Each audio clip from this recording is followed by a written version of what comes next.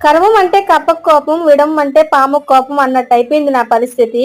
మా ఆయన మార్కెట్కి వెళ్ళి కూరగాయలు తెమ్మంటే దాంట్లో ఖచ్చితంగా నాకొద్దు బాబోయ్ అన్నా సరే ఈ పొట్లకాయ, బీరకాయ, సొరకాయ అయితే తీసుకొచ్చేస్తారు. ఇలా తేవడానికి కూడా ఒక రీజన్ ఉందిలేండి. నాకు అదేంటో చిన్నప్పటి నుండి నీళ్లు తాగితే కళ్ళు తిరుగుతాయి, ఎవరికైనా తినక ముందు కళ్ళు తిరిగితే నాకేమో తిన్న వెంటనే కళ్ళు తిరుగుతాయి.